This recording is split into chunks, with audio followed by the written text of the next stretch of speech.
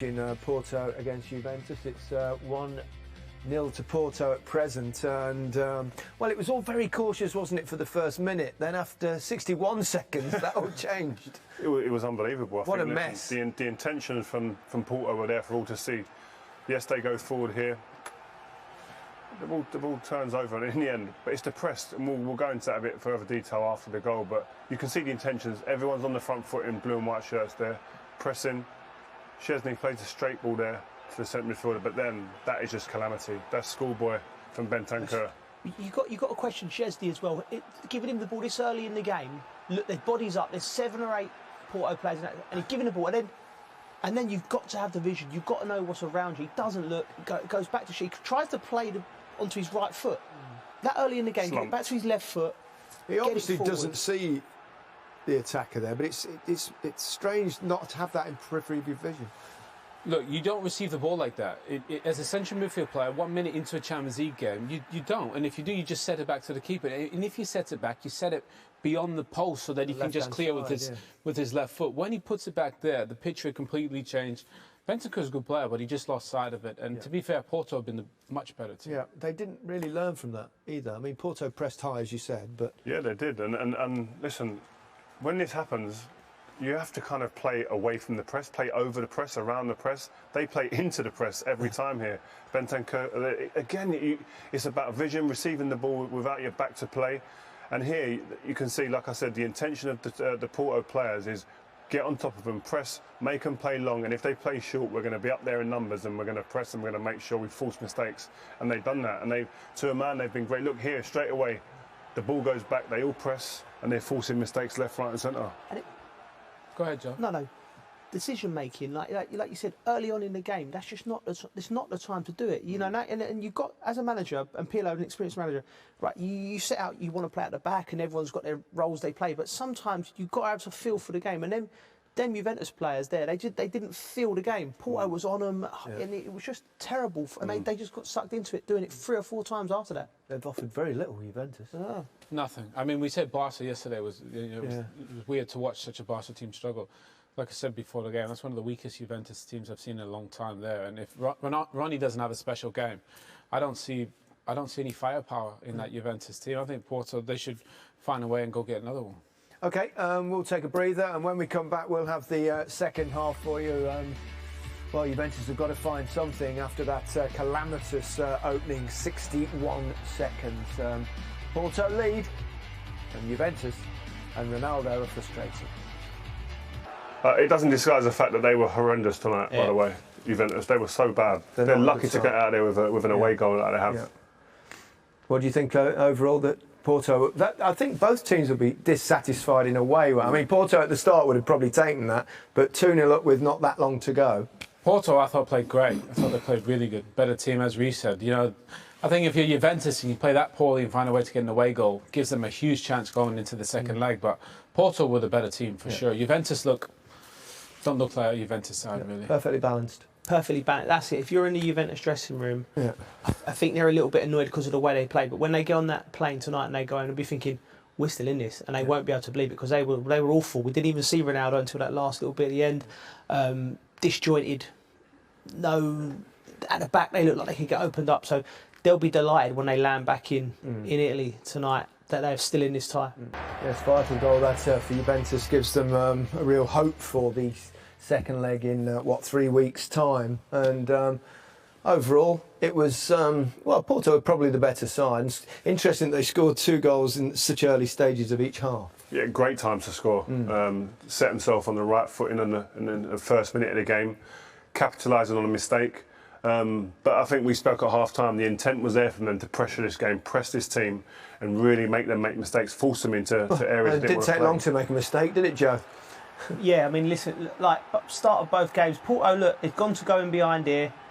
Once Juventus get hold of the ball control, they're thinking to themselves, it's going to be not like this Serie A, we're going to spread out, we're going to play, we're going to build up from the back. Szczesny makes a wrong decision here. I think he should go on to the right back, and here, Bentancur, he just gets it all wrong. Oof.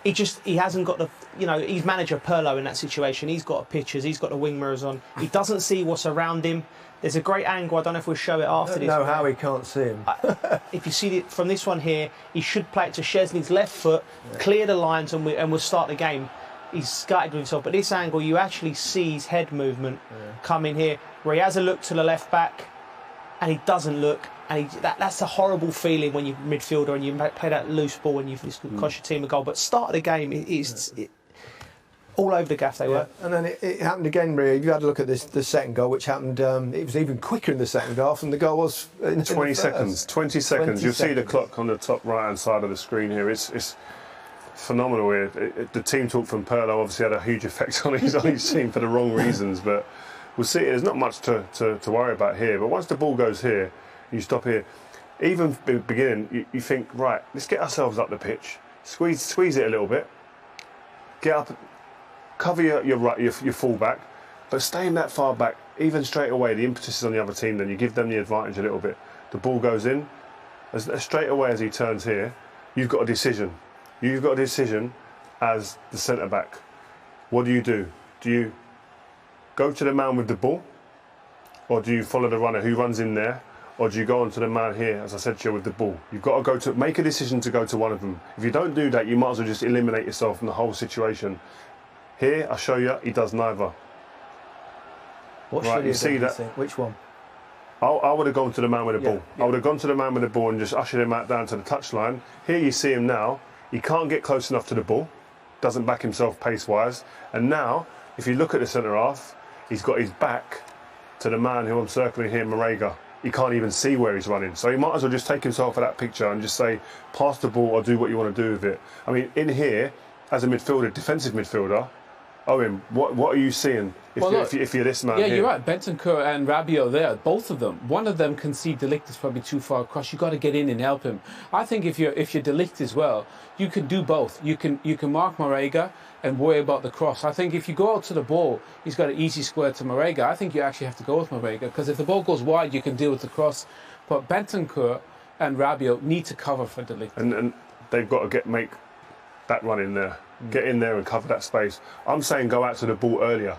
This position here, you can't go out. I agree with you, but I'd have gone earlier to stop him even get his head up. Good play from Porto, though. Very good play. Great run from Marega as well. Very good run. And then once the ball's there and played inside, it's a fantastic first touch.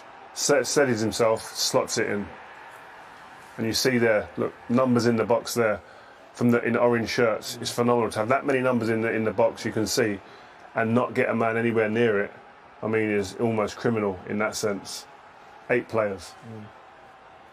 Footballer can count to 8. Well done. Yeah, done it well there, didn't I? You've beautifully done, actually. High praise.